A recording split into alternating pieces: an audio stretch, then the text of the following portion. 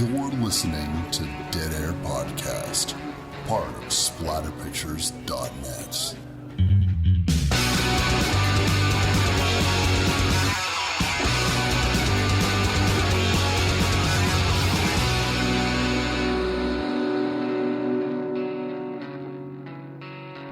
What's up, everybody? Wes Dead Air Knipe here with always Typical Lydia. Season's Grievings.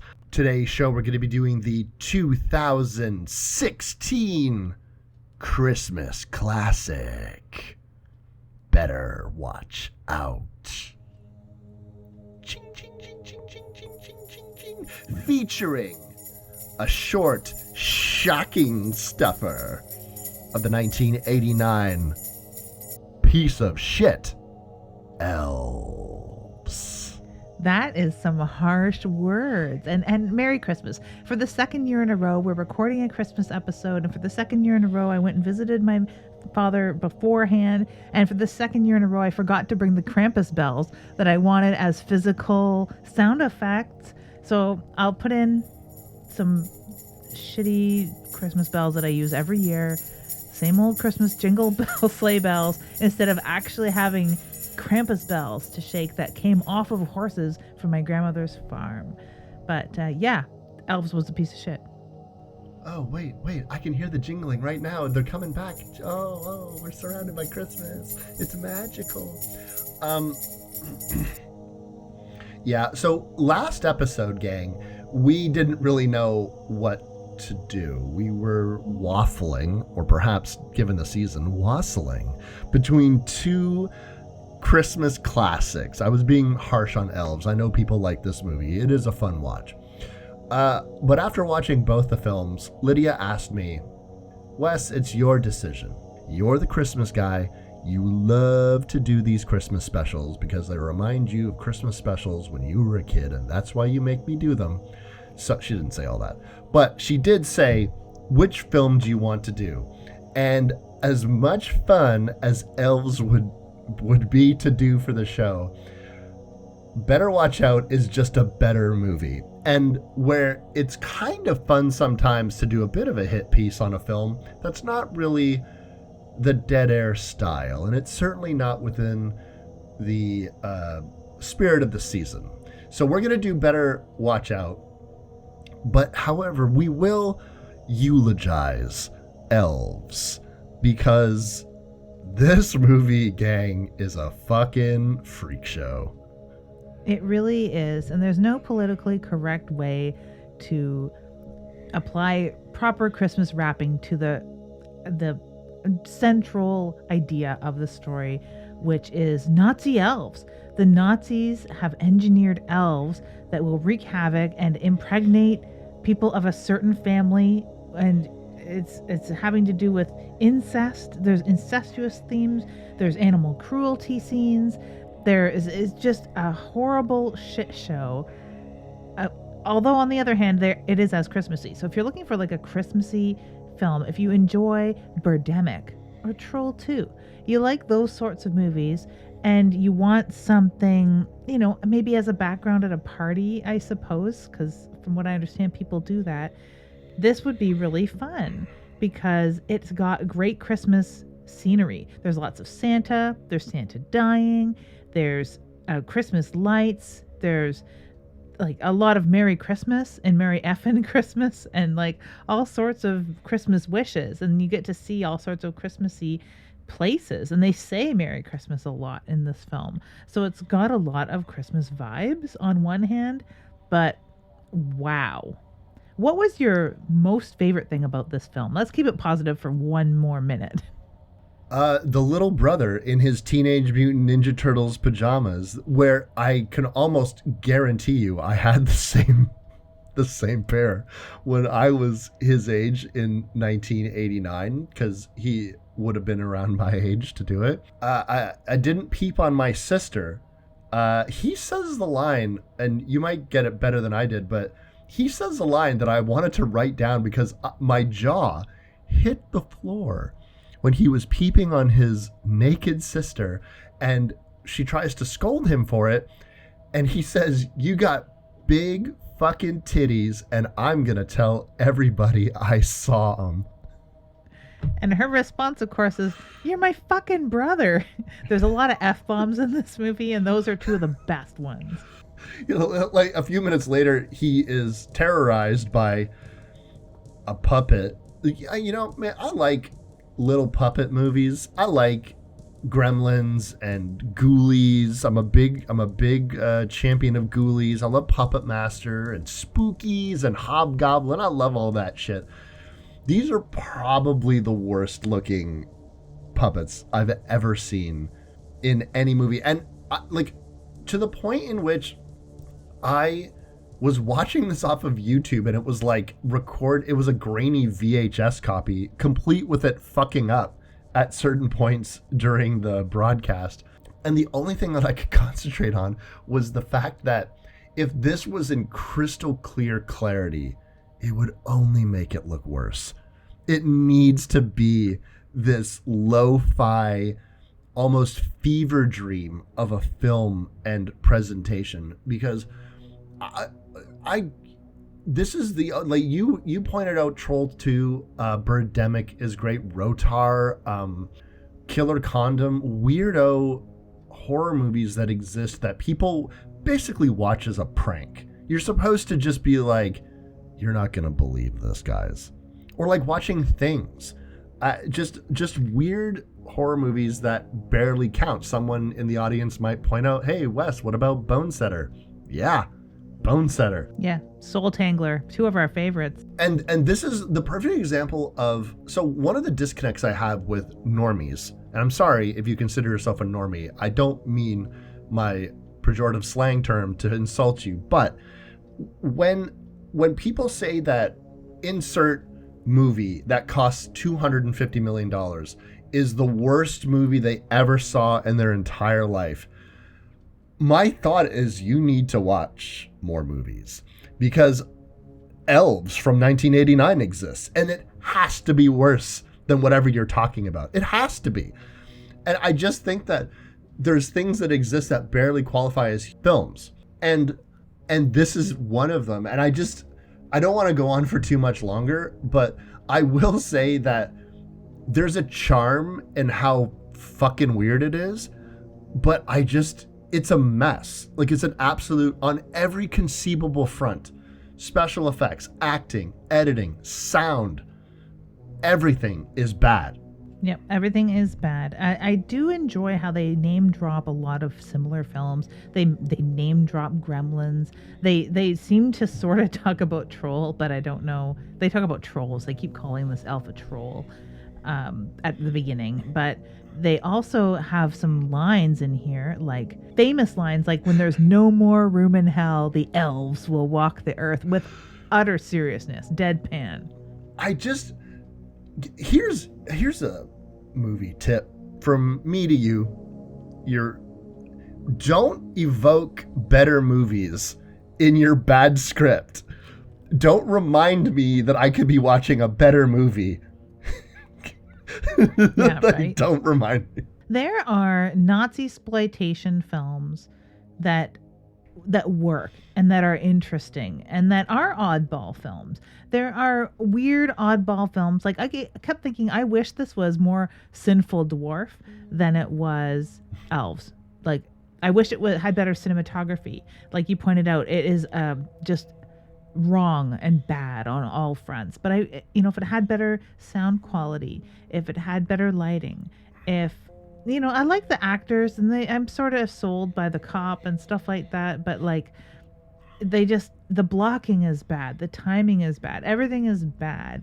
If it was improved, would it still have that like cult interest? No, it wouldn't, because the story is too bonkers, too batshit bonkers. And when you put it on paper, like, the Nazis engineered elves, and there's this incestuous family that has been breeding the perfect mate for the elf, I'm like, I want to watch this movie. Well, unfortunately, this doesn't work at all. And I almost can't envision a world where that story is made to work, other than something like Frankenstein's Army. If you had the same sort of feel and the same sort of dedication and the maybe budget, of something like that, where you're telling a total oddball Nazi exploitation film, but you want to inject more adult themes to it, then that would maybe work. But wow, yeah, this dropped every ball, and it's just comes across as just super sexist and racist and not fun, but Christmas cheery. I said this to you while we were discussing it last week or a couple weeks ago off camera or off mic, that there was an episode of Community where one of the characters, who's a movie buff, Abed, was trying to convince people to watch this weird movie that he called Portuguese Gremlins. And it's supposed to be just like a ripoff of Gremlins that was made in Portugal. And you forget about it. It's like a one joke in the fucking show. And then during the credits, they play a full trailer that they made for the episode of Portuguese Gremlins. That joke trailer for Portuguese Gremlins is more entertaining than Elves from 1989. Well, we're not going to give it too much more time, but suffice it to say, as tempting as it sounded to me and Wes, I cannot recommend this. No. To anyone, except for a background noise joke film to play. That really is it. And gang, by the way, if you like this movie, sorry. Maybe one day when there's no other Christmas, when there's no more room in hell for other Christmas movies, we'll do Elves for the show proper. But for now, that's your shocking stuffer. Now our main event is the 2016 film Better Watch Out. Now this, technically, even though I'll watch it. This is technically a Lydia pick. So I want you, and you like this movie a lot. So give me the deets, Lids. How did you encounter this movie? Why are we doing it? This particular film, I had seen the one sheet. I thought it was a comedy, so I wasn't interested at all. And then I encountered Better Watch Out when it first came out. I was semi-interested because I'm always interested in seasonal horror films. I mean, there are specific subgenres of horror that I like very, very much, but there's a soft spot for seasonal horror films to watch around the holidays. We have quite a few Halloween entries. There's always room for more. We have a couple Christmassy films, and I like films that don't mean to be Christmas horror films, like the Hell House. Not the Hell House that we watched for Halloween, but Hell House by Graham Masterson. Or Richard Matheson. Hell House by Richard Matheson. That particular film is Accidental Christmas, things like that. But other holidays have very few to choose from. There's only like one Easter one that I know of, or two Easter ones maybe. And sometimes they're kind of like crime dramas, so they don't really count. Christmas horror, though, always lots of room. There's lots of room for more Christmas horror films. Love them. It makes the Christmas season, to me, way more fun because I don't like typical Christmas stuff. I don't watch Christmas movies. I don't even watch Die Hard around Christmas. Once in a while, I like watching Elf because it's hilarious. But other than that, I like horror Christmas movies.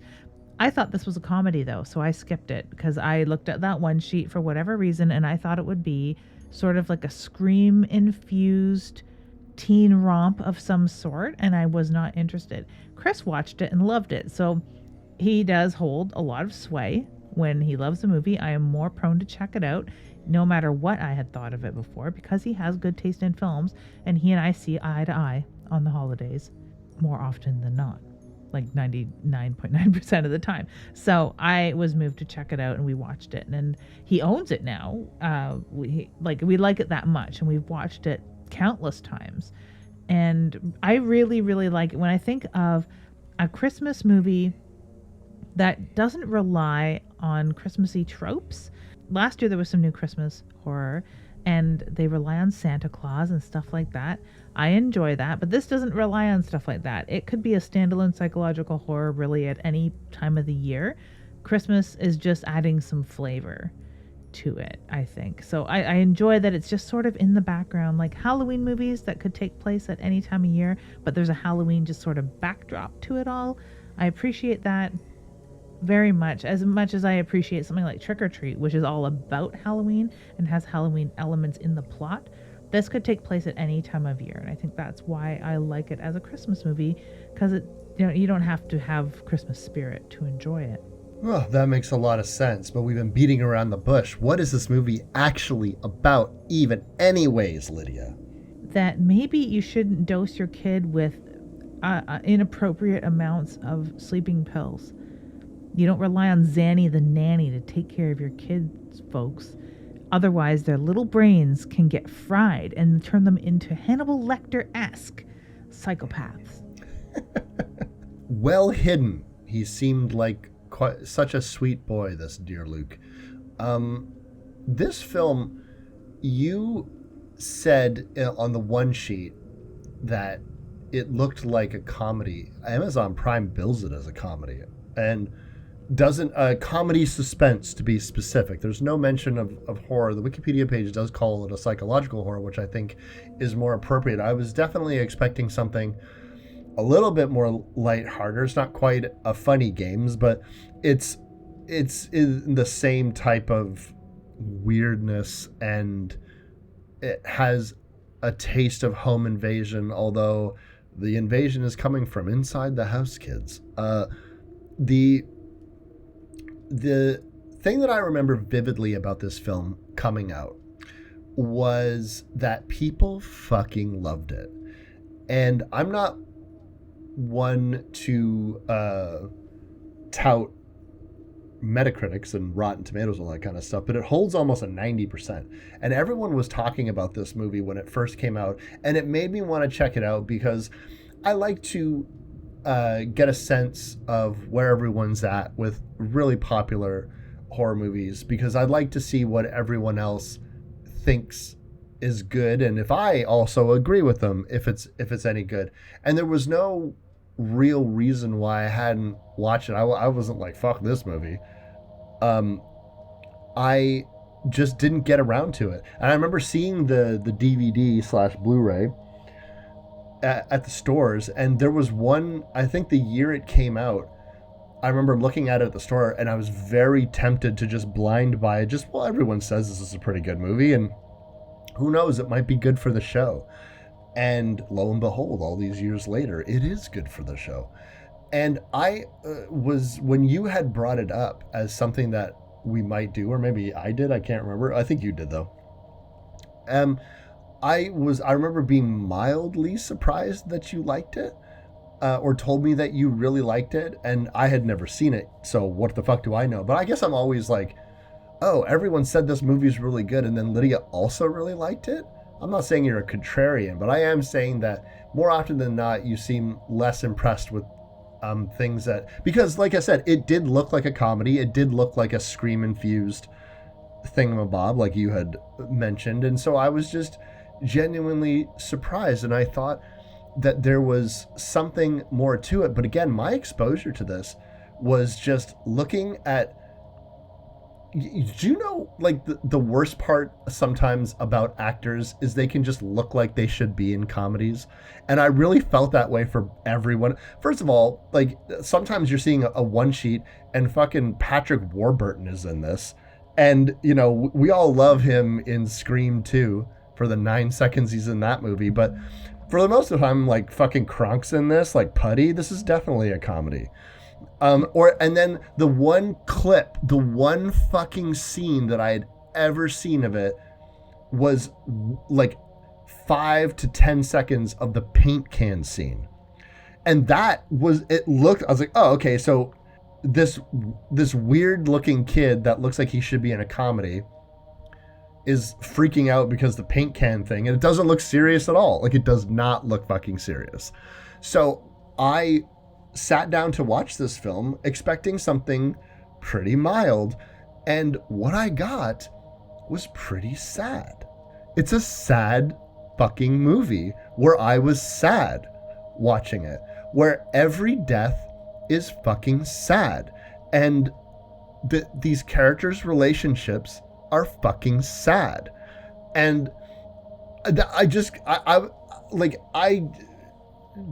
kept thinking to myself over and over and over again, where are the yucks? Where is this supposed to turn to a comedy? Now, when you get to the twist of this film, which happens almost at the midway point, there's more movie after the twist than there is in front of it.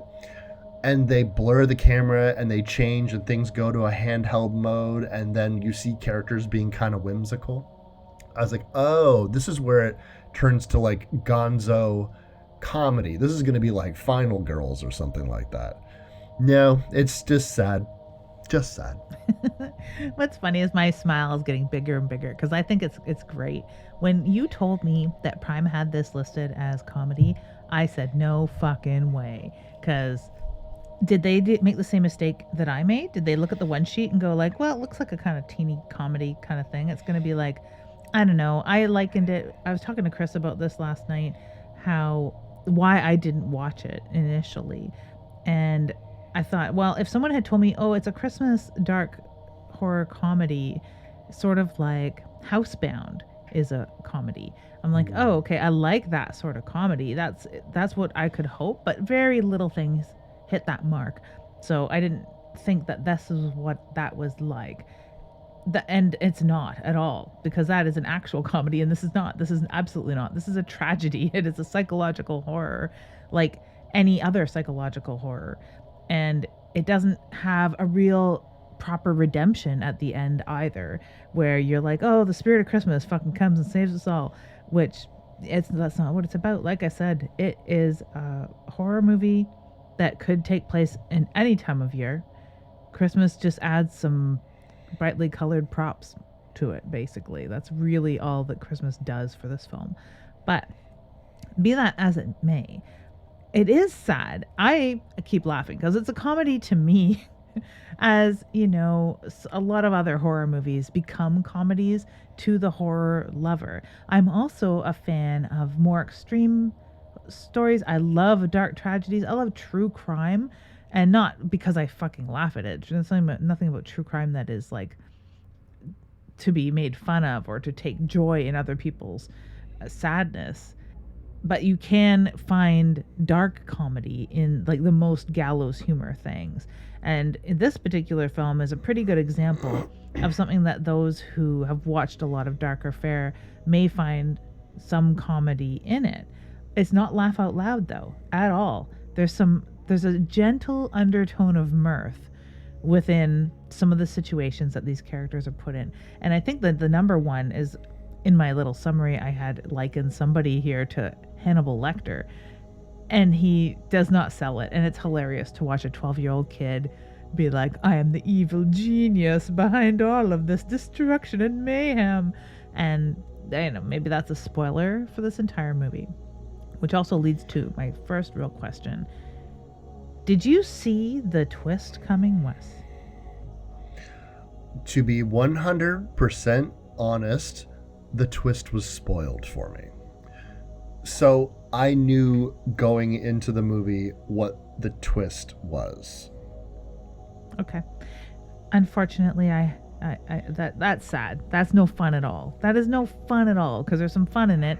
I didn't really know, but you can guess as you're going on in the movie. They try and plant some things, like at the beginning when the babysitter is going to the house, there's like a black SUV that follows her for a moment and stuff like that. So they try and make it look like this is coming from outside the house.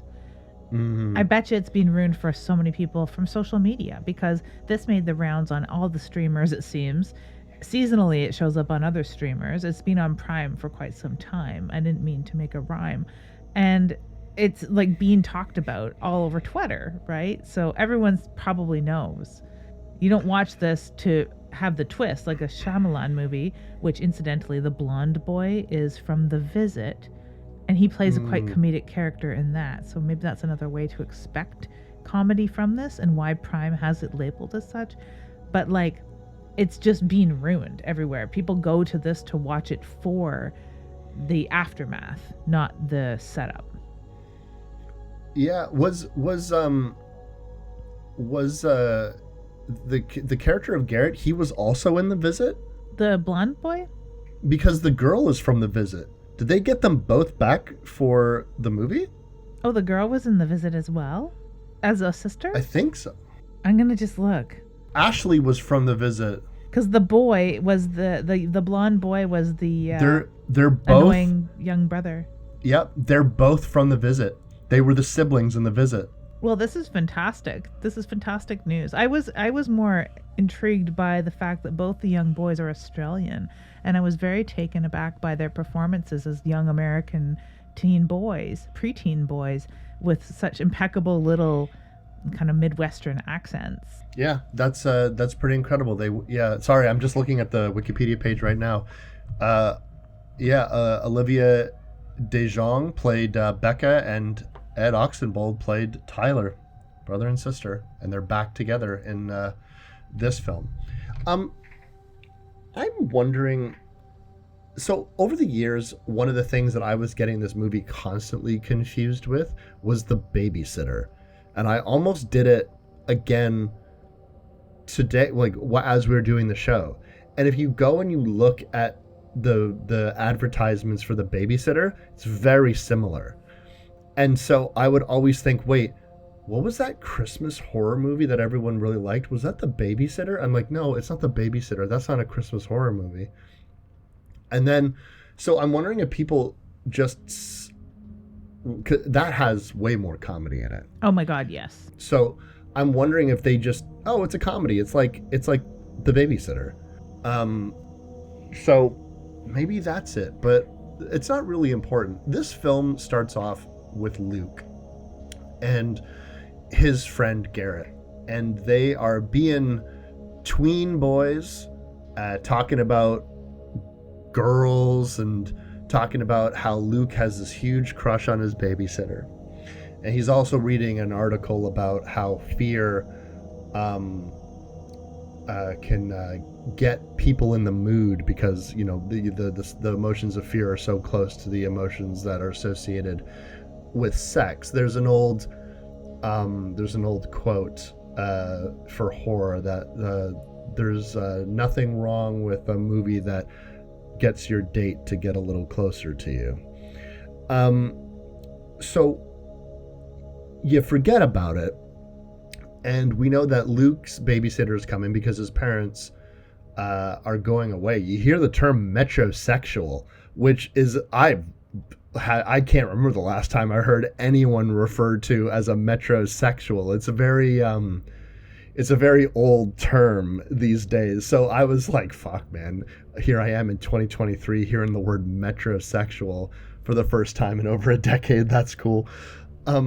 But when the babysitter arrives, young Ashley, she is very sweet. She's moving. So this is her last hurrah. And the parents love her. Luke loves her. Everyone loves her. And Luke's gonna kind of put the moves on her. It seems to be like he's got this plan. We're gonna watch these horror movies. I'm gonna bust open some champagne. And she's having some boy trouble. It's the classic, you're only dating jerks, Ricky, and who's that guy from before? And it's you're in a fairly casual, almost like WB style, like teen drama. Much to my chagrin, because if it weren't for what's coming up, I would say, oh, this takes too much time. But it's interesting to see this young boy whose voice cracks at any chance it gets, who is this weedy little dink at times, who also comes across as like, give it 10 years and this kid's going to be successful, interesting, good looking in 10 years. But he's just a little prototype of that. He's the wee little what do I want to be? He's the Nintendo Wii version of that right now. He's just this like little dude, and he's a child. He is like quite literally a child. We've seen hints that he still loves his mommy a little bit too much. He has what his friend Garrett calls the womb machine or something like that. That sounds like it's the sounds of the womb to help young kids fall asleep better, that he still uses, because we know he still uses it, because when Garrett finds it, he says, "Oh, you still have this thing? Do you still use this?" and laughs at him. He says, No, I don't. And he shoves it back under the bed all embarrassingly. And to know any child, or to have been a child, you know that reaction means he fucking uses it every goddamn day and relies on it. So he's still a baby. So to see him like chugging champagne and lighting candles to eat their little pizza dinner and pecking the mushrooms off the pizza like a picky kid, it's just hilarious. So at least it has that. In between, some Christmassy things, like carolers are coming by, and they've decorated the house, and they've got a wonderful tree, and there's a little bit of holly jolly just sort of sprinkled in amongst all this, like very laughable. And I think that that's maybe, if anyone's finding comedy outside of just the very dark comedy of some of the stuff that goes on later on, there's a little bit of comedy to be had to see this child trying to put on the big pants and impress the sexy babysitter. I was initially confused about the ages of everybody's characters, because even though Luke does look quite young, I didn't expect that he was supposed to be 12.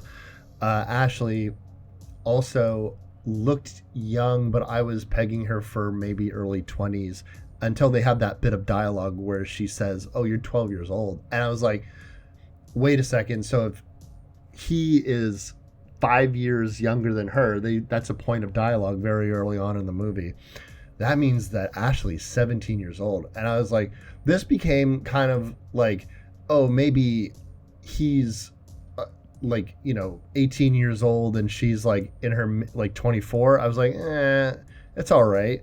But it went to like wildly inappropriate. I was like, whoa, 12 years old. I was like, even if she succumb to his charms, it would be wild. It would be a wild plot point to put in this fucking film, where I think you'd lose a lot of people with that one. And they keep hinting at this closeness that she is allowing herself to, he rests his head on her shoulder, seems innocent enough. He has his hand on her thigh. She removes the hand. She very much does act like an authority figure when he initially has the booze, but then relents. This is her last time, and they're essentially saying goodbye to each other. And I was like, I hope that, and then when she's watching the horror, because we're watching a horror movie, and one thing is Ashley has gotten pretty on edge, right? Because you had mentioned the pizza that she didn't order. And Luke didn't order. His dad probably ordered it. Yeah, it did come with mushrooms, his most hated food. But there's probably nothing to be concerned with. Just like the SUV that had followed her there. Probably just a random person starting their car in a way that made it look like there was someone following them. Maybe the phone calls that she's been getting where there's no one on the other end are just random drop calls. It could just be... Happens all the time. Yep, busy networks, busy cell networks. Could be nothing. It's probably nothing. Those sorts of things. And like the fact that she allows him to put his head on her shoulder. She's been babysitting him for half of his life since he was a little tiny person, like 6 years old as a baby. So she's probably snuggled him, cuddled him, done all of those sort of motherly things in a way as a caregiver. So her holding his hand, grabbing his hand when she does jump watching this horror movie is just all very natural sisterly behavior that he definitely has his wires crossed there. She knows that something is wrong. He is a little distracted because of the fact that Ashley keeps getting phone calls and on her cell phone. Yeah, sometimes they're mysterious. There's no one on the other end. Sometimes it's Ricky. Her, what is it? An on again, off again, troubled beau. It's a relationship on the rocks. She is moving. It's going to be difficult for them, and he keeps wanting to come over. It's a plot point in horror movies that I always find really fucking weird. I dated when I was a teenager people who babysat, and I like the idea of like, oh, why don't I just come on over there? Like that, it would never occur to me because my brain is like, well, she's working. Very weird, very strange, but she is on edge. And he is moody like a 12-year-old because his horror movie liquor her up plan to make out with your hot 17-year-old fucking babysitter is not working because, and I'm sure he perceives it, the only thing that's stopping it is this Ricky guy. Which is mental because Ricky, quite honestly, seems to be a pretty cool guy. And he really just wants to spend a little bit of time with her before she moves away. She's moving away from everybody. She's moving away from her kind of weird ex, Jeremy. She's moving away from Ricky, who she does seem to like, but needs to end it because they're moving away. And what are they going to do at 17? Have a long distance relationship? No way. So she's being realistic about it all. And, you know, she is babysitting. She's working. So she doesn't want to spend the whole night having this conversation until the kid goes to bed. And I think that is really what sets him off and kicks his plan into phase 2 because he's offended when she says maybe the kid will go to sleep. The kid, Wes. The kid. She calls, like, you always be my little buddy. Like, man, I've been there, dog. When I was, like 16, 17 years old, I was I gotten my black belt. I was teaching classes and I was like enamored with so many beautiful women that trained there, and you know, they seemed so much older and sophisticated because they were older and sophisticated. So, and I kept trying to like hang out with them, like, you know, my very non-existent game, trying to get these like 24, 25-year-old like women to like hang out with me and stuff like that. And like, it's a literal crime. And like, but I was like, don't worry, I'm fine. I'm into it. Don't worry, ladies. Like there's like a patheticness that only a delusional teenage boy can have in those types of situations. And nothing is more of a cold compress on your ego than somebody referring to you as a kid when you literally are. But and you know not whereof you speak and what you're asking people to do. And so it can be a really shitty situation, but things are going to happen to get everyone's mind off that. We got ourselves a home invasion, Lids. We got ourselves a you're next, a strangers, something. She is on edge. She's been on edge for the last hour. She's a little bit pissed off with Luke trying all these like drinking things, and then there's like sounds outside every window, and then they can see silhouettes of people outside the window, and then there's someone at the door, and she's going to the door, and they're both kind of on edge a little bit. Like Luke's at least play acting being on edge, and he's like, well, look through the peephole, and she does, and there's no one there, and they have something knocking at the door, and when they do open it, Garrett busts in, all like a normal, like I can see a kid 12 years old being babysat, wanting to have a friend over, or the friend wanting to take advantage of that. I've seen, and I don't know if I've been in that situation before, because I was not hot enough to be the hot babysitter, I don't think, but babysitting kids and having their friends come over because they want to like pal around with the older kid kind of thing. Mm-hmm. So I can buy this, but it pisses her off, of course, because Garrett has busted his way in there, and in an unceremonious way to scare them as well. And she's like, well, what were you doing skulking around in the backyard? And he's like, I just came in the front door. I didn't go over in the backyard. So she's on edge all over again. Then there's a smashing sound from upstairs as something has breached one of the windows. So she grabs a butcher knife and tells the kids to stay downstairs. And if you don't know the whole story, of course, at this point you might buy it, because the kids are 12-year-old boys, and they're like, don't leave us down here alone. So they all go upstairs together. This stalking scene is pretty effective. There's a good, but you can notice that Luke, for someone his age, is not as scared as you'd think. He's trying to like take control of the situation. Don't worry, I'm gonna get my dad's gun.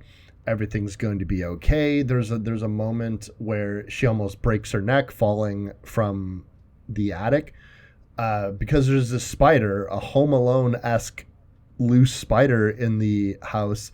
And there'll be more Home Alone references. Maybe where all the comedy ideas came from. And it all turns, Lydia, when Ashley makes an observation where someone breaks into the house. They got a fucking shotgun. They look like the goddamn Zodiac killer. They have a mask. Oh, wait, that mask looks a little familiar. And then she starts to put it all together very quickly in her mind. And she just bursts out of that closet, hiding from this masked stalker, a killer, Liz, to reveal that it is indeed Luke's little buddy Garrett, who she had thought previously had been sniped outside, which is what got them to go hide, because when they tried to leave, he apparently got shot. Luke was like, is he hurt? What's going on? Like, very confused. He's acting like a little kid. But Garrett has not been sniped. No one's been sniped.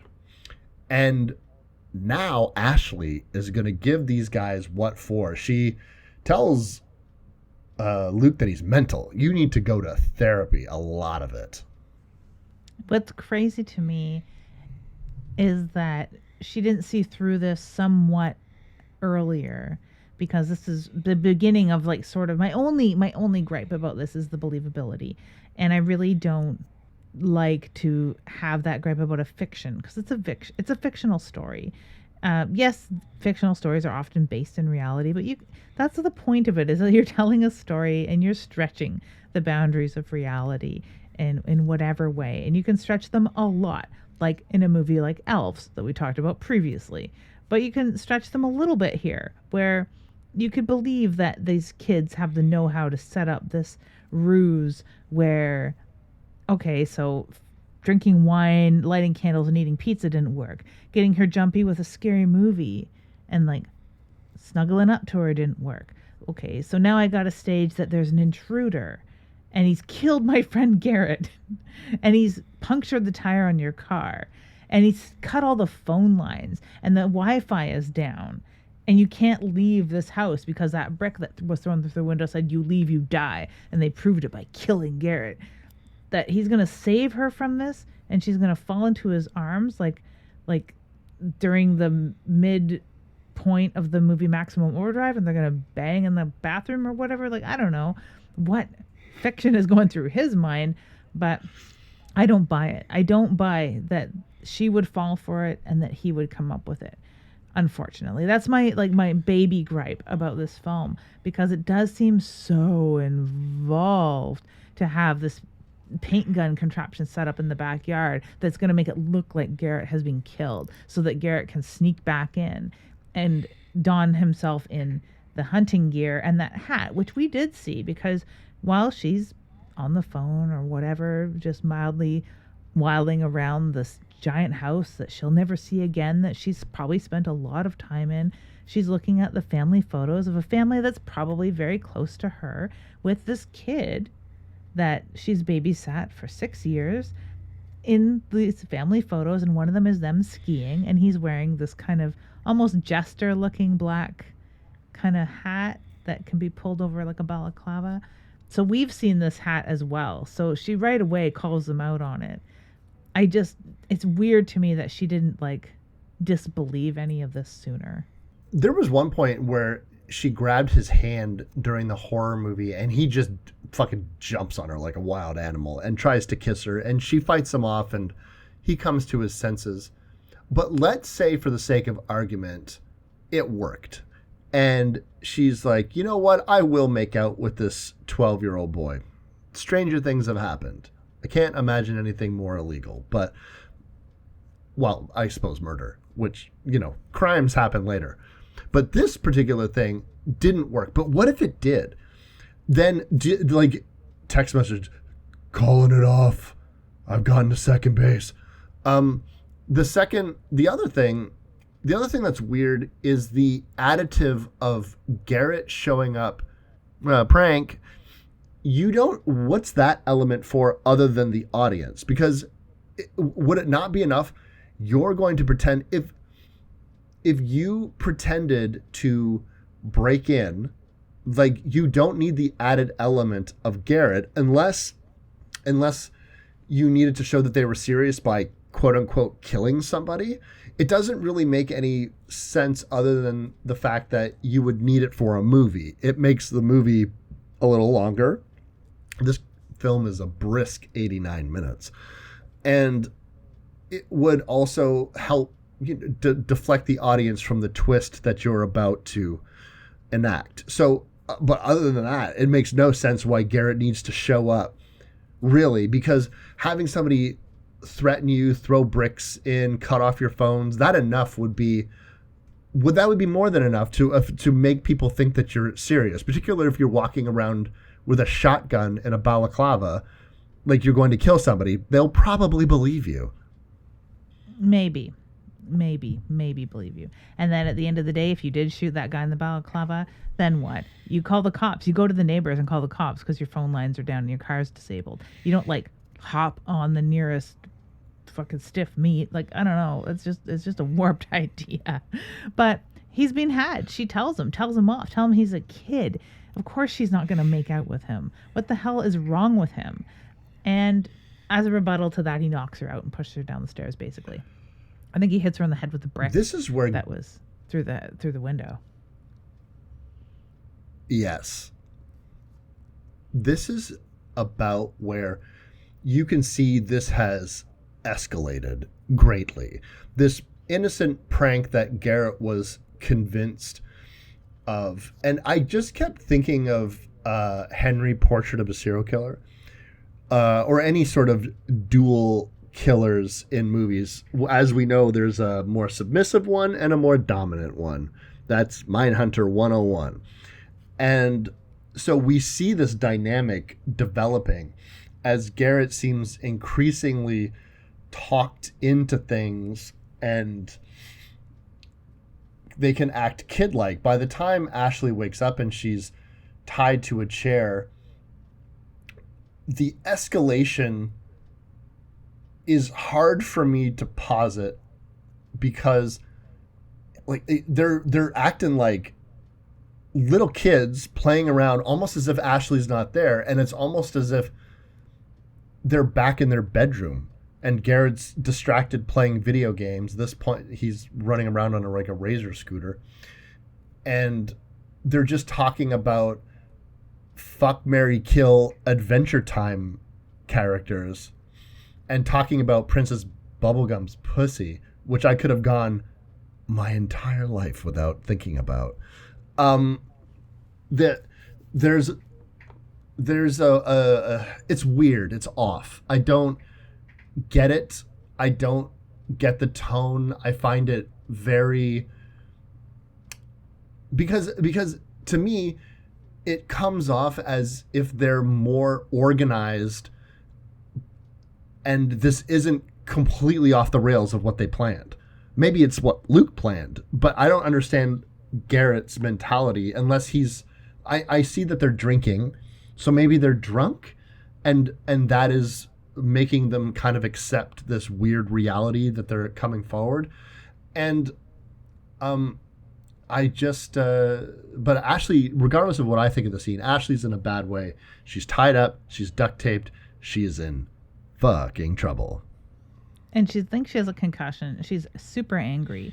And I think that the level of organization is only shown here in the most subtle way when Garrett says he's on OxyContin because Luke has fed him some oxys and he's been smoking weed, and they're drinking beer now, straight up just drinking Heinekens. So, like, they've definitely screwed up.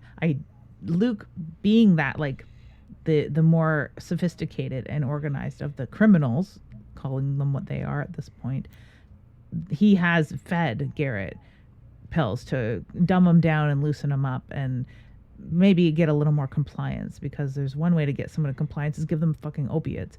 So he's definitely not acting normal. But, you know, that's sort of like school talk. Like, hear little 12-year-old boys, deviant 12-year-old boys, I will add, talking about screwed up stuff. It's not all like baseball players or Jason versus Freddy who wins the fight. Like, it's far more like screwed up shit that deviant young boys talk about, and young girls, young kids in general. So I think it totally fits in that they just think she's out of it, so they're killing time.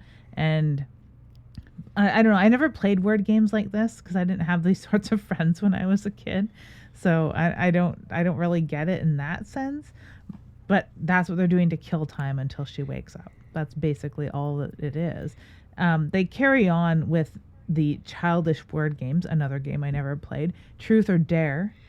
But I do understand the universal rules of Truth or Dare is that you have to, and that the other unspoken universal rule of Truth or Dare is that it's basically an excuse for people to make out and touch titties, which they fucking take it to.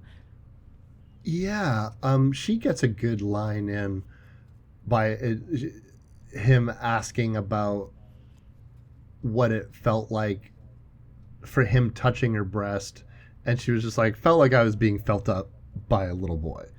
And I was like, that's good. That's some powerful shit, man. They don't show anything, and that actually is a theme. I guess this movie is rated PG-13. They don't really show anything in terms of violence, or they don't show this kid grabbing her. And I was like, there's no way they're going to fucking show this kid grabbing this girl's tit. Like, they're not going to do that. And they don't. The scene happens, but the camera is not showing it. And it comes off, it's like, it becomes deeply more upsetting to me. I feel like, because your imagination takes over. Ashley handles herself well in that situation. She's still trying to talk sense into them. She's still trying to reason with them. She senses Garrett's weakness. She tells about the time that Luke killed Garrett's hamster and lied about it. She is trying any trick that she can to get herself out of that situation. Reasoning won't work. She'll try to escape. She'll try anything. But she's in a bad way because everyone is gone. The neighbors are gone. She's very isolated. It's a big house. The doorbell does ring, though. What's weird about Ricky showing up is that her phone has been dunked into the fish tank. When the first initial banging at the door happened, when it was Garrett earlier in the film, she was like, call 911, and went to throw her phone to the kid, and he like fumbled it into the fish tank. And so she's been without her phone. So when he says, you texted me and you told me to come over here, she's like, no, I didn't. And like knows that her phone has been out of use. So it turns out that Luke had texted Ricky to come over here. Luke's been texting all kinds of people to come over here. It's just very weird what he's doing, because I really thought at this point he's just waiting for Stockholm Syndrome to kick in. And he even sort of tries like to feel her up a little bit again. And he's like, do you like that? And she's like, yeah, I do. And then she knees him in the nuts. Like you said, she's trying anything to get out of this situation that she can, whether it be verbal abuse or kicking him in the nuts. But yeah, Ricky has showed up, and they have her tied up in the kitchen, and he's like, where is she? And Luke's trying to like play defense and get him to go anywhere, and like trying to talk him into going upstairs, and he hears noises, and Garrett's like, oh, I caught that rat, and that's what all the noise was, trying to like pass it off as something. And finally Luke talks him into checking upstairs and tells him like she has cramps, that's why she's not here. He does get a baseball bat to the back of his head for his troubles, and I did get a little disappointed that it went down so easily until Ricky manages to come to his senses while Luke is doing a weird fucking dance. Like he's like, there's some scenes where it's almost as if he's channeling a Patrick Bateman type character, but I don't. I'm going to talk about Levi Miller's performance more towards the end because I got some thoughts. But I think that this scene works really well because he grabs the baseball bat, and you want to know what it did remind me of? It kind of reminded me in that movie Hush, where the killer is terrified of that girl's boyfriend, and she's like, because he's fucking huge, and like Ricky is like a big guy. And at the end of the day, Luke is 12. And, like, you don't need martial arts. You don't need, like, to be particularly well-versed in fighting. You can see, like, when Ricky is looking at a 12-year-old kid swinging a bat at him, he literally just grabs the bat with his bare hand and then grabs the kid and slams him against the wall. There's an interesting thing that happens every time Luke gets hurt, which I really much enjoyed. This is a well-off, upper middle class kid with a room full of toys and video games. Very meek, very unassuming. He is not accustomed to being injured, and that is played well. It's like when he got kicked in the nuts, he like looked more hurt than, like, almost there's like this like pain for me. What? Like, it's this disbelief in when bad things happen to him because of his actions. But Garrett to the rescue brandishes a shotgun, and that gives Luke enough time to hit Ricky in the head with a baseball bat. A lot of blood. I was expecting this film to be a lot more violent than it was, just based off of a few things that I had read online. But it definitely is not as violent as I was assuming that it was going to be, because I hadn't put together the obscuring of him grabbing her breast. I just assumed, well, everyone here is actually underage. Like, you can't film this fucking scene. It'd be gross if you did. It's gross that it's happening, but it is a fiction. This is the story. But it'd be gross if you made the actors do this. And they don't. And so when it came to the violence, and there's a pretty big pool of blood on the ground, a pencil in the fucking face, which was great. I definitely thought, oh yeah, this is going to be like a super duper gory movie. And it is kind of, but not really. The pencil in the cheek is great, and it is like the first of very, very few gory scenes. But I could see those and being unaccustomed to very grotesque horror, thinking that this is gross. It's a PG-13 movie. There's a lot more people watching it. It was all over every streamer and social media, so even more people watched it. So, and it's a holiday movie, so a lot of people are like, "Ooh, a holiday horror, let's watch that." It'll be like Gremlins or whatever. So it was probably very grotesque to those people, so they might have been like, "Ooh, it's a gross out film," even though to seasoned fans of the splatter pictures genre, because it isn't necessarily a splatter picture by any means. But I do like the pencil in that it tells us a couple things. That Luke knows what his mom is doing. Luke probably tongues his sleeping pill every night. He's probably tired of being treated like a child, and she's like ramping up the efforts in that she drugs him every night, turns on his little womb machine so he can sleep well. And then when she puts him in his room, she puts a pencil on the doorknob so they can tell if he's sleepwalking or gone roaming at night, which is just such a weird thing for a parent to do. Like, ultra fucking weird for a parent to do. And she hides it under the carpet runner in the upstairs hallway. And she's like, what he doesn't know won't hurt him. And it's like, he just probably noticed this pencil. He probably hears you put the pencil on his doorknob every night and isn't stupid because he's 12. And he's also like a glorious psychopath to the level of Patrick Bateman or Hannibal Lecter, don't you know? So he knows that this pencil is under there because he's probably walked over it and been like, what is that? Oh, that's that pencil Mom keeps putting on my doorknob. Because he's not broken-headed entirely.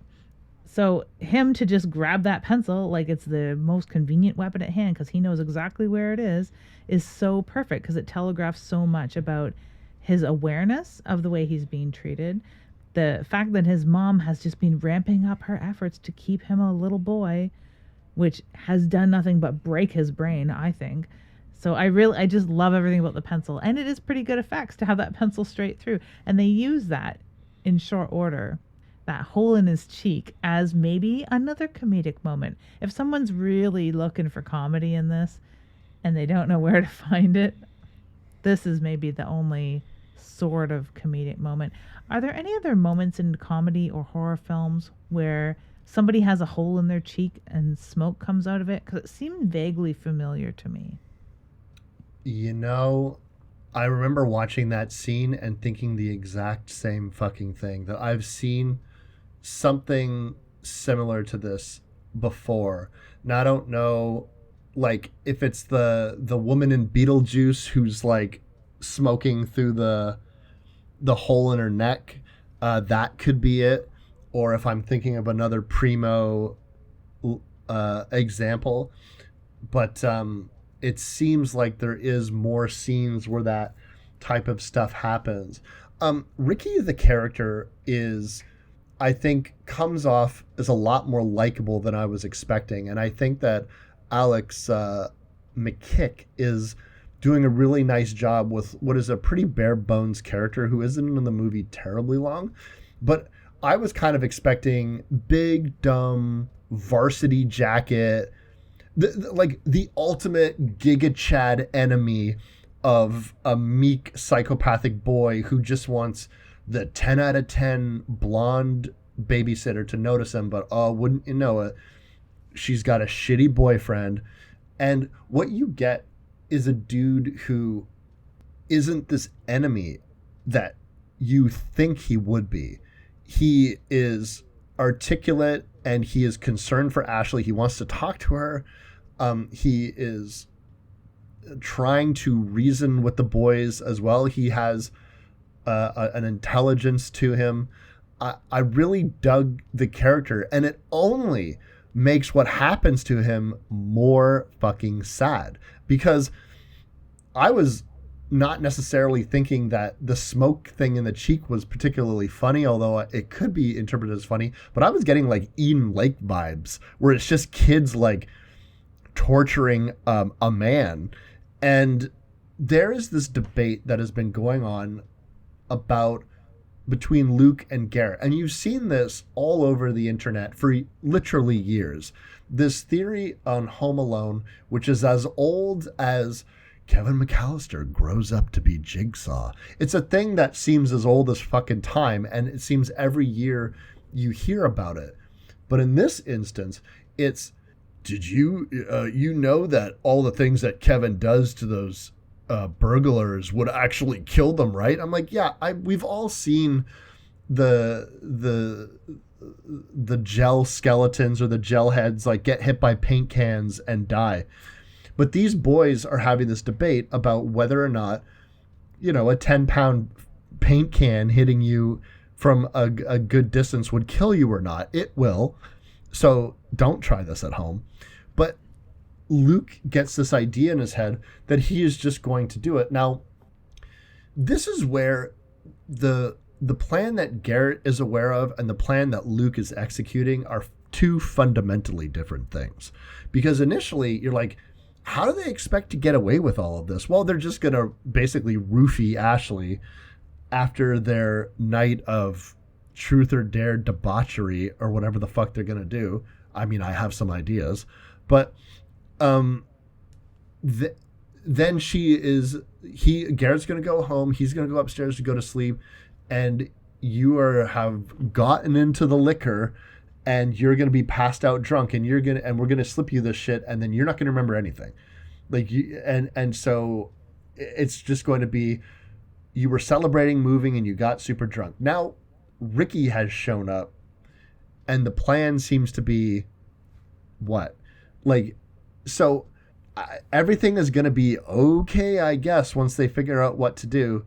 But Luke just goes ahead and kills Ricky in the only thing that I could see being played for laughs, but again, it comes off as so fucking sad, and they obscure it because they can't show the actual violence because of the PG-13 rating. But I have an absolute clear understanding of what happened to this guy's head. It fucking erupted. Basically, yeah. And the splatter of the yellow paint that they use and mixed with the red blood, which is a good color combination. And I think that it's made even more grotesque and dark when Luke refers to Garrett as looking like a hot dog after this scene because he's so covered in yellow and red. And it is shocking because it's shocking. Ashley loses her mind. She just about barfs.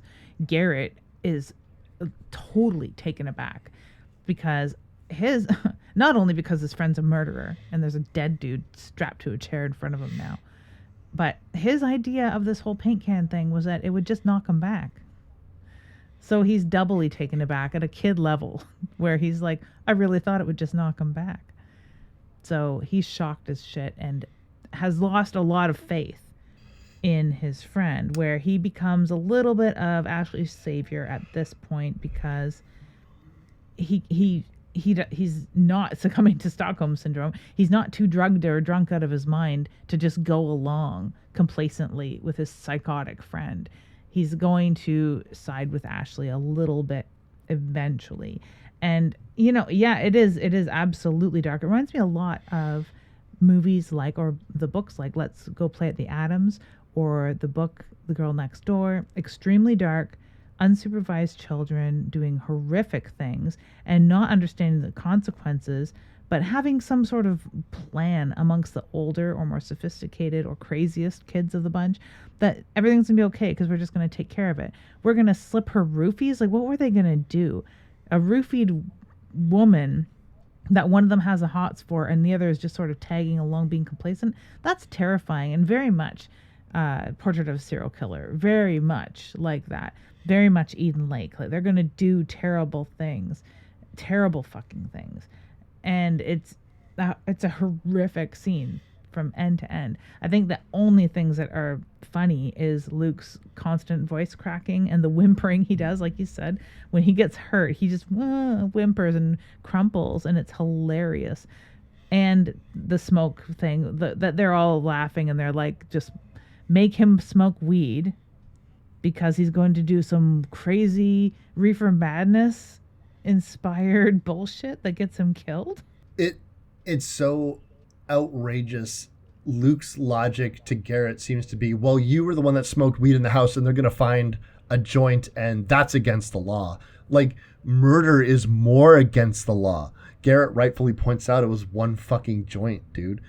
When Ashley manages to cut through her bindings during all this, their original plan of her and Ricky to escape, and she escapes outside, Garrett does pursue her and very clumsily tries to get a hold of her. She's partially attached to the chair, but she does make it over the fence, and because she hears carolers and she's going to head towards them, she does get beamed by a rock and is unconscious again. And I'm like, man, whether she was saying she had a concussion or not, Ashley has been through the ringer, man. She got hucked down the fucking stairs. She probably does have a concussion, and then she just got beamed in the head with a rock. And that alone would warrant a trip to the hospital. But she is going to get wrapped up in Christmas lights for her trouble. I need to point out that during all of this, like, Luke has wardrobe changes, which I find very funny, because there is, I think one of the things that is very fun about this movie that I like quite a lot is the visuals. And I haven't really taken time to talk about them very well, but the house is immaculately decorated like a Hallmark movie. And Luke comes from a very prim and proper family. He's a very neat and tidy guy. Like, when Ricky pees himself out of fear, he's immediately cleaning it up. He's immediately wiping things down, wiping the bat down. Now, a lot of it's probably to cover his tracks in the crime scene, but it also just comes off as very funny watching this murdering psychopath like put on like rubber dish gloves and start like cleaning up around people because it's like, hey, the floors, like, and then he puts on this ridiculous Christmas sweater, which is like the third or fourth outfit he's put on, and he just looks straight out of like a demented Hallmark movie, listening to carolers, handing them chocolate, like hot chocolate, and just being the absolute king of Christmas, where you would just be like, oh, what a prim and proper, well-behaved boy, which is why he speaks to, he does speak to that Patrick Bateman, to that Hannibal Lecter. He doesn't quite hit the level of charm I think that the role was demanding of him, but I think that was really more in, sorry to say, the acting ability of Levi Miller as opposed to the way that the script was written. I wasn't buying a lot of it. Like, I wasn't buying his, I felt like he should have more charisma, but at the same time, since he is so young, he's kind of a fuck up. So it's this delicate balance that you have to do in order to like deal with this. Now, all that to say, he has two very good scenes coming up that I really fucking liked. And that is when we got another person showing up, Jeremy, who I don't know how, like, okay, when Ricky shows up and he's got his leather jacket and his flowers, like looking like, a fucking stock boyfriend card that would be included in Dream Phone.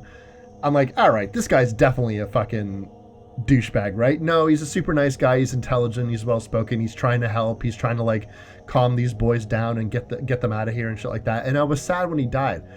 Then you see Jeremy show up like in his big puffy jacket and his stupid scumbag Steve backwards dollar hat, and you're like, okay, this guy's a douchebag, right? And you're like, oh, he's like not confident, and he's like trying to like work on what he's gonna say to Ashley because he's been brought there under the guise of like, Ashley wants to talk to you, and he's like, Luke intervenes and like gets in the way and says, you need to like, she wants like an apology, you got to think about what you're saying. And so he's sitting there like Simple Simon outside in the snow, like writing his like, I love you so much and I'm sorry for everything I did, little blah blah blah. And I just get fucking sad all over again when I watch this man slowly hang to death. It's a laugh riot, isn't it? It is just yucks a minute, this fucking movie that is not a comedy, I will add. But yeah, he is the Chad, the Giga Chad with the heart of gold, but he is like a major douchebag. You would think that she has a type, and this is going to be another like leather jacket, flower bearing guy that offers to go buy you tampons kind of dude, but it's not. And he's like Giga Chad, but he's simple and gullible, so gullible. And I could see like there's none of this douchebaggery that she probably left him for. He's just dumb. He's dumb as a post. So like that's probably the only reason they broke up, because he's just stupid. But yeah, and it is a long protracted hanging scene, like some of the best, like in Dream Home. That was probably the worst strangulation scene and hardest to watch. This one's pretty good. It's hard to watch. It goes on as long as it, maybe not as long as it would take. And again, they don't focus in on things that a more horrific horror movie or a more extreme horror film or a foreign horror film would do. Where in a foreign horror film, maybe they wouldn't have shown the 12-year-old feeling up somebody else, and maybe they would have cut away like they do here. When Garrett points out, hey, you have a boner from touching his babysitter, they don't like show that, or like even show a mock-up of that, which is respectful because it is dark illegal territory, right? And they don't show the paint can devastation. They show a body strapped to a chair and there's a paint can dangling in that spot so you can't see. It's a good blocking. Here they just film from maybe the chest down, of what the body is doing. Thank God, because it's not. It's a terrible, terrible thing. So they do a good job of that. It's the length of it that is the horror of it all. And the fact that this little psychopath has staged all of this, because just as he finishes hanging, he drops the note that says, "I'm sorry for everything, Ashley. I love you." Last thing that I wanted to say about that protracted hanging scene is, like, of all the things in the movie, it's probably the second most upsetting thing that happens in this entire film. And again, like, for some reason, I think it is what you say, because hanging scenes are not necessarily gory, they tend to get past censors. Like the hanging scene in Mad Men is also brutal to watch. It's very long. That's actually a little bit more horrific because of like the whitening of that character's eyes and shit like that. Or like the kid getting hanged in the shower in Final Destination. That's a very long, brutal hanging scene. This is just, I was just watching this and I was like, this guy had no idea what the fuck was going on. And he just hung to death. Like, you know, at least Ricky, I mean, perhaps it's more of a mercy that Jeremy didn't know anything. But meanwhile, things have gotten out of hand. And Garrett and Ashley convinces Garrett, we're gonna, like, you didn't know?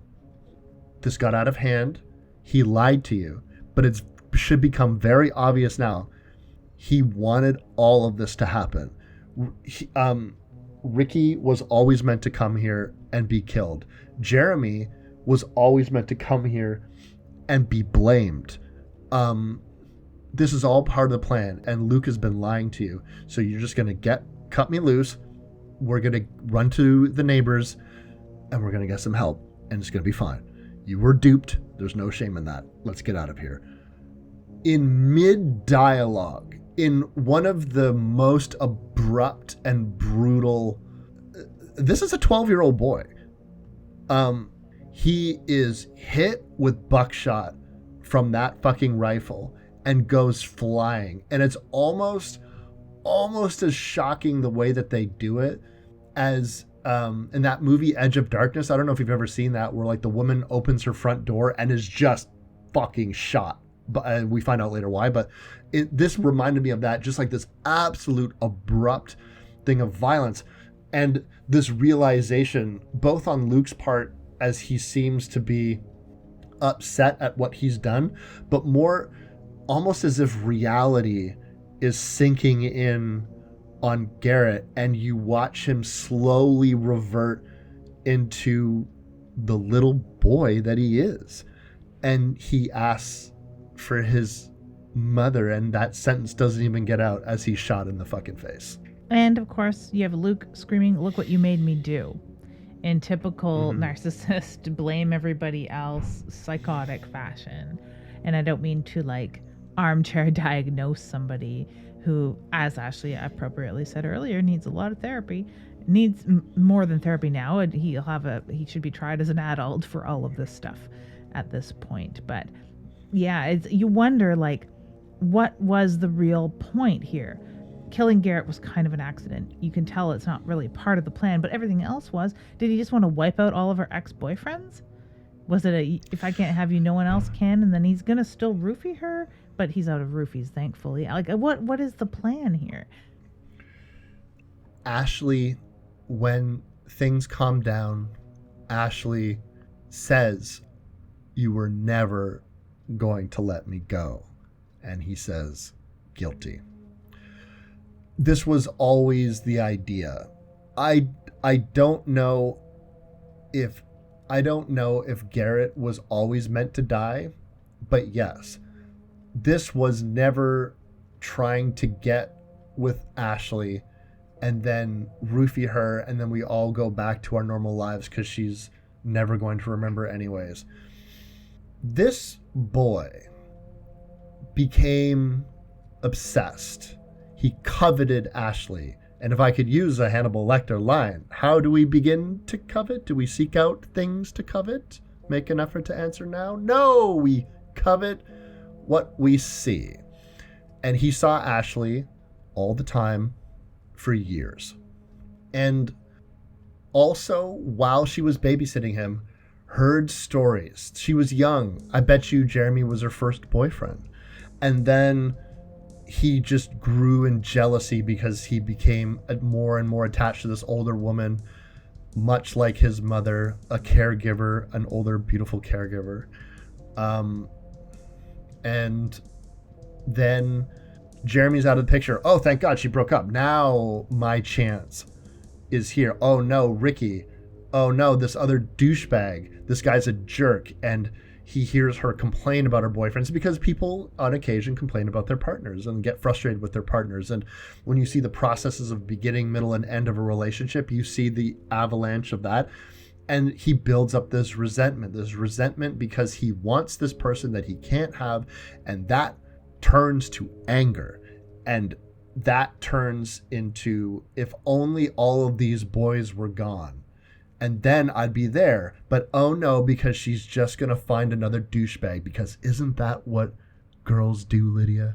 Don't they only just date douchebags and not nice guys? High quality males like me. I'm a nice guy, aren't I? Well, if she is just that type of person, well, I hate her for making me love her. And since I hate how she makes me feel, I'll kill her. And then I won't have to feel bad about that anymore. And everyone that makes me feel bad dies. And that's it. There's so many psychotic men out there that I could play that for, and they'd be like, oh my God, I feel so seen. Unfortunately. Yeah. It's not funny. It's not funny at all. Domestic abuse and warped psychology of so-called typical. I was having a conversation with my sister not long ago with, if you ever hear somebody say normal couples don't fight or healthy couples don't fight, slap them in the face as hard as you can, because healthy normal couples don't fight. Newsflash. People that fight and have makeup sex or whatever and are like oil and water and like two cats in a bag or whatever. No, that's not normal. That's unhealthy. That is some weird ass gaslighting bullshit to lead you to believe that abusive relationships are normal, and they're fucking not. But I have to go back and blame the most beautiful Virginia Madsen, playing the mother here, for drugging her child from an early age and warping with his psychology. You know, people are, to a certain extent, born bad, which Luke may have a little bit of that. He may have been made bad by being given sleeping pills most of his formative life. His brain hasn't stopped growing, as people like to say. Your brain doesn't stop developing until you're 21. His has been growing in the wrong way for quite some time, unchecked. You could blame the privilege. You could blame video games. There's actually a sign in his bedroom that says, "The video games made me do it," which is fucking hilarious. And just a little thing that I didn't notice until maybe the 6th time I watched it the other night. So, like, there's so many things to blame, so to speak, but, you know, so many people would listen to what you just said and be like, oh my God, that's the way I've been behaving. Because so many people behave that way. So many people think the way Luke thinks. They maybe don't take this cartoon level action. Well, they certainly don't, because it's fucking crazy. And it's still my only baby gripe with this movie is just like, as if, no way. But I guess that's part of the fun of it, eh? It's a bit of a groaner. Maybe it's not a comedy, it's a groaner, Wes. You might be right. This excellent scene between Garrett as he dies and Luke is followed by another excellent scene between Ashley and Luke, as Luke tells the story of his mother laying with him, rocking him. He could hear her heartbeat, and it being comforting. He felt loved, he felt safe, and all of a sudden she stopped. And Ashley, he doesn't know why she stopped. And Ashley says, I know exactly why she stopped. And he demands an answer from her. And she closes her eyes and refuses to speak. And he is goading her into uttering any phrase, like call me insane, call me a monster, call me anything, just say something, say anything. And she refuses to speak, which is her last act of defiance. The only thing that she could do anymore. She is completely tied up. Everyone involved with the situation is dead. No one can help her. He's admitted that she's never meant to leave this place alive. And he does indeed cut her throat. Is this the most sad scene, you'd say? This scene is incredibly sad. I love Ashley's performance in this scene. I also think that Levy Miller does a good job. Luke does a good job in this scene as well. It's both heartbreaking and effective. Although, like, it's a close contender with Garrett's death scene. That's also very sad to me. I always hate to see a misguided ragamuffin get killed for just being friends with the wrong guy. But this will teach you kids to have a spine. And there's this melancholy to everything for about 8 seconds. And then he's fucking hipster dancing. He is listening to his Christmas music, and he is cleaning up, and he is setting the stage for what I guess is how he plans to get away with it all. Which involves a second pencil. Because he's thought of everything. Maybe a little late to the game he's thought of everything, but he's thought of pretty much everything. So he puts the shotgun in Jeremy's hand with paint on it. He's already got that suicide note, so perfectly planned. Now his dancing around isn't exactly like Risky Business level of joyousness. So there is a macabre quality to this young Patrick Bateman. He doesn't have that same sort of suave. Like when he has his Christmas sweater on, he's still just a weedy little kid in a Christmas sweater. He doesn't have that Patrick Bateman with mistletoe sort of sense of like terror that he invokes within you with it at all. So yeah, even this, you know, I'm still struggling to be like, why did they label it a comedy, and why was I convinced it was one before I watched it? It's so weird. But yeah, this is not a comedic scene necessarily, but it is interesting because it harkens back to all those times that he's been like, don't mess this, don't smoke weed in the house. Oh, you animal, you peed on the floor. Let me get my gloves on and clean it up. So he's cleaning everything. And it's partially his steadfastness as a privileged youth, or also his covering up the crime scene. And he's like putting all the hunting gear back and he'd already put like the lights that he had shining on the house from outside away as cardboard cutouts and standees of Christmas things. They've even got that big Santa that seems to appear in the house, much like the clown from Hell House, to scare people. I don't know how he moves that around so stealthily, but he's putting everything back. And then he remembers, oh shit, there's a pencil hole in the cheek of Ricky. So he has to go and get another pencil because he's already hidden his pencil that he will have to have on his door. So he's thought of everything. He gets himself into bed with his little sleeping pill and his little womb machine on just in the nick of time as his parents are pulling in. So I kind of like the scene when he has to climb out one window across the roof outside, knocks down the damn deers, and has to put the stupid deer Christmas decorations back up while his parents are still on their way pulling in the driveway. He's trying to not be noticed and to sneak into his room, lay down, calm his heart rate, and wait for the screaming to begin. This might be the scene that has the most comedic elements in it because it definitely has some teen hijinks, like trying to cover up after a party before your parents get home. But I mean, and if it wasn't for all the very sad deaths that I just witnessed, I might actually think this scene was kind of funny. I do like his catching that candy cane. I even said out loud as I was watching the movie, "Ooh, nice catch." Everything seems to be going his way. The cops arrive, you know, his mother is cradling him like she did when he was a babe. And he is hearing her heartbeat. He feels comforted. He feels safe. But just like a Scream movie where someone in ADR says, "We got a live one here," and then all of a sudden just someone's just alive. Ashley. Now, she did plug up her wound with duct tape. One of the paramedics says, smart girl, she saved her blood. I'm like, it's a weird way to phrase that, but she did manage to save her own life. And in a final act of defiance, as she's getting wheeled away and Luke is watching as his plans unravel, she gives him the finger. How many fingers am I holding up? Just one.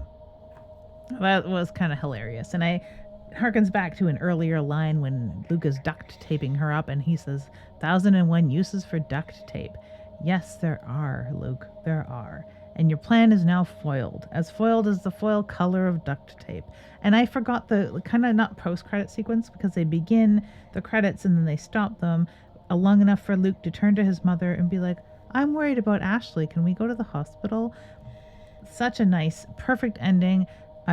Chris and I have talked a couple times about a sequel to this, and I've come up with a couple different scenarios over the years. I would love to see a sequel to this. I would just love to see a pickup of that exact same night when his mom, doting mother that she is, takes him to the hospital to see Ashley, and does it just continue with him relentlessly trying to kill her?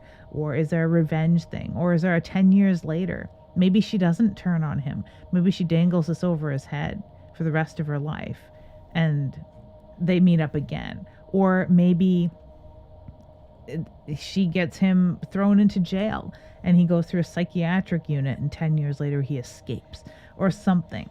I would love to see a sequel to this film, and they set it up so perfectly for one. Yeah, like a Psycho 2 type thing. I was going to say, well, I mean, this is a few years ago and all those kids have aged up. I looked them up on the internet, but listen, they could just pull the orphan route and just be like, doesn't she still look like she's 12? You get it. I'm like, yeah, right. And they're Orphan 3 in theaters shortly. But they could just do that. It's like, oh yeah, he's 13 now and he's like fucking like a ripped 25-year-old, and you're like, yeah, all right, maybe he doesn't look as metrosexual as he used to. But yeah, I think this film, I want to say some positives, because I feel like, I don't know if I've been positive or negative or neutral. I think that what this film has going for it is a very likable cast and a pretty interesting story. The aesthetic of Christmas is really immaculately done. It's shot and filmed well.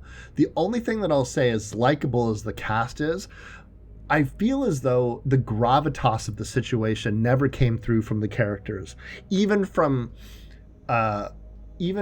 characters who, like Ashley or Ricky, never really seemed as scared as I felt like he ought to have been, and Luke never really hit the perfect amount of sinister charisma that I was kind of looking for. But then I was imagining that I was looking at a budding serial killer in his larval form.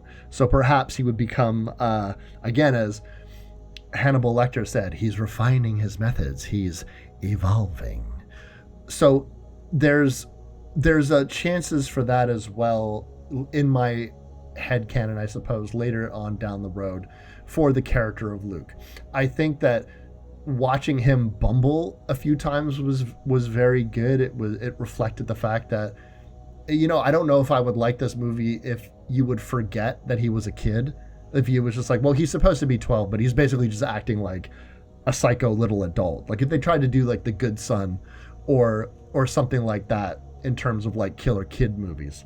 So all of that is good. And I just don't know. I don't know. Like, I was hoping that I would like it a lot more than I did, but at the same time, I did like it. Does that fucking make sense? Or am I basically just talking out of my ass here? Well, it's better than us watching Elves thinking we would like it more than we did and disliking it so goddamn much that we didn't want to cover it because we didn't want to have a whole hour and a half of us saying, what the fuck, man? But, you know, RogerEbert.com, whoever was reviewing it there didn't like it at all. Got 1 out of 4 stars. Really bad review for RogerEbert.com, who have been giving things a little more slack, I find, as time goes on. They get a little more open to fucked up in this. And they do like some very fucked up movies, but they did not like this one, even though like so many other people did. And it's got a good tomato meter and stuff like that. So yeah, I don't know. I don't think you're alone in that. And there's some very dislikable things that go on in this film for sure. But I have a lot of fun with it. It's a great holiday thing. If you're not full of cheer, if you are a bit of a Scrooge on one respect, and if you like Christmas horror that isn't 100% Christmas themed, it doesn't need Christmas to be part of the story. It's not a Christmas horror story, which is another really great film that I love to watch. Really, really great film. But it requires Christmas as part of the plot. This could take place at any time. If you just want to study in a young serial killer who, well, looking at how badly he bungled everything, he should never kill again because he's no fucking good at it at all. But it is also a crime of passion too, right? So it could be a singular thing. And that could be part of what people would feel ripped off about, that, it's really just this weird hormones run amok story. Triple sad, if that's what it is. But, you're not alone in being confused as to why you like it. I just think it's a well done movie. It might have just been that comedy tag. Maybe if I went in knowing the tone immediately, I might have been more prepared. But there was a time when I was like sitting back on the couch and I'm like, la la la, gonna watch this horror movie. And I was like looking up some things because that's how I watch movies. Like I look up actors and I look up shit. And I put my phone down and it had me engaged. So in that, it did what the movie was supposed to do. And I will give it had my complete attention. So I definitely understand why so many people like it. I just was expecting to like it as much as everybody else. But I think I just maybe I was just looking for the yucks. Like I was told comedy. It says comedy, suspense. There's suspense, but I don't find any of this funny. And I've said 50 times, it's very sad. Like it's just, and in a way, isn't that what aren't you supposed to feel bad for people getting killed in these horror movies? I normally don't. I normally think like, fucking douche Baggins over here just died. I felt bad for douche Baggins, Lids. Well, Christmas is a sad time of year for a lot of people. So I think it really reflects a little more of our zeitgeist, especially over the pandemic when this, it did come out far before there was any sort of virus in the air. But I think that it hit its stride in streaming when people were like scared, confused, alone, and sad over the holidays. So they were like, yes, this reflects how I'm feeling. And that's why a lot of angry people listen to angry music, because it helps. It helps calm them down because they're like, oh, I'm not alone in my anger. Nothing sets you over the edge when you're angry than country music. And nothing, makes you more angry over the holidays when you're not big on the holidays than Christmas cheer. So I think that this being a real downbeat entry into the Christmas horror is helpful to a lot of people. And it helps. It's a cheery movie in that way. Nothing better than a little cup of eggnog after this. I got some eggnog in the fridge. I'm going to have an indulge in a little bit. I can't drink as much as I used to, Lids. It just doesn't agree with me anymore. I'm getting older. But it's still delicious and tasty, much like this. But what do we got next for them, Lids? We have the most tasty entry into horror of the last century. Not really, but it was a sleeper hit I found. I was, much like Better Watch Out, I looked at this one sheet and the title of this film and went, not for me. It's not for me at all. It's PG-13, another PG-13 horror. Wes, hope you're prepared for Boogeyman. Really was the Boogeyman. Is that one? No, a most different Boogeyman. And it's not Mr. Boogedy either. It's no, fuck man, Mr. Boogedy. I thought that Boogeyman was another entry in the long-standing Boogeyman franchise that came out in the 1980s and was resurrected in the early 2000s. How do you know that it was resurrected in the early 2000s? Because characters drink vodka Red Bulls, and nothing says early 2000s to me more than drinking vodka Red Bulls. But no, this is an unrelated film that you had to inform me about, because when I saw that one sheet, I was like, oh, it's a Boogeyman sequel. It's not. No, it's based on a Stephen King short story, which is how all great movies are these days. And it hit the Disney Channel, and much like that one, what was it? Feast, Meat, whatever it was called, that cannibal film. I thought it was a really, really good horror film to come out of the Disney vault. Like, I was pleasantly surprised with this particular film. It does have a lot of the vibe of like Blumhousian horror, which is like not cool. It you know, you're hoping like for the best. It might be like a Woman in Black Hammer horror, sort of new Hammer kind of feel to it. Maybe we'll be lucky and it'll be as good as Malignant, as far as like, you know, 2020's horror that is mainstream, that, you know, it's hit or miss. It's still hit or miss. So this one to me is a hit, even though it is a PG-13 horror film, and it does have those vibes of like Blumhousian new Hammer kind of feel.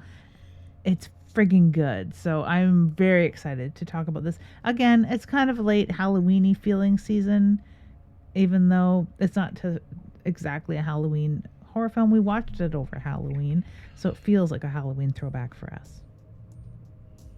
You know, I don't think there's the problem with that. First of all, there's lots of some of my favorite horror movies of all time are rated PG-13, so no shame in that.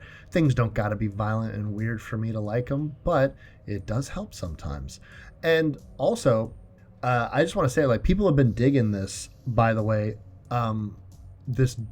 You know, we're going to be doing the hits. We like to do the classics. We like to do older films because I kind of wallow in older films. But, you know, people have been asking for a long time for us to do more modern stuff. And so I'm happy that we're going to be tackling more stuff from 2023 and going into the future. There's one more thing that I wanted to say, because as you know, that we're on Spotify, and Spotify does some wrap-ups and stuff like that. And I just want to thank the listeners a little bit, because I don't know if you've managed to see our Spotify wrap-up for the Dead Air podcast, but we kicked a lot of ass this year.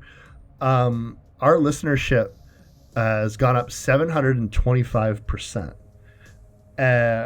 So I know for a fact that a lot more people have been listening to the show, enjoying it this year.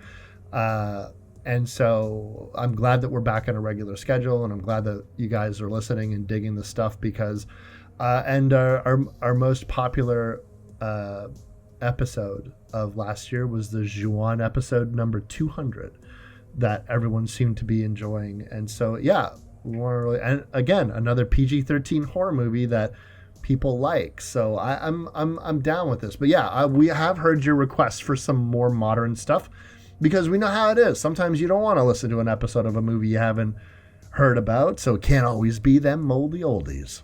Which is wild to me, and I always think, oh, we'll do these new ones, and those will be popular because that's what everyone's talking about on Twitter. No one's talking about Juan but us, and maybe that's part of it too. Super thanks to some longtime listeners. Of course, my husband, Chris, and our mates, you know, hello, Cass, who probably listened to this, and Wes's brother, tncomedy.com, I believe, or .net, Thomas Nichols, who has been on tour and has gone overseas with this comedy act. So he's been seeing a lot of really good success in 2023. And he even recently shared the Dead Air podcast, listening to it on a long drive, because if comics are known for anything, it's their long drives and hotel stays, because that's part of their act half the time, talking about hotel stays and long drives. But yeah, he was listening to our show. So that's really awesome. And thank you for sharing our show and tuning in, Thomas, all the time. And newer listener, Chris's friend Stuart from Page to Screen podcast has shared our show, so that no doubt helps those off the wall Spotify numbers. So yeah, I'm really glad, really proud, and I'm glad to spend a little bit of Christmas cheer creeping around horror movies with you, Wes. Yes, it's a tradition that I don't want to ever end until I drop dead. And then, you know, you'll have to do a podcast with my corpse or something like that. Done. Absolutely. Will do. That'll be horrible. It'll smell horrible. And on that note, I'm Wes Knipe. And I'm Typical Lydia. And we'll see you in 2024. You've been listening to Dead Air. If you like this show, you can find more episodes and other content on splatterpictures.net, Spotify, Stitcher, or wherever you download your podcasts. You can also find us on TikTok, Twitter, and Instagram. The show is edited by Lydia Peever and hosted by Lydia Peever and me, Wes Knipe. We'll see you next time.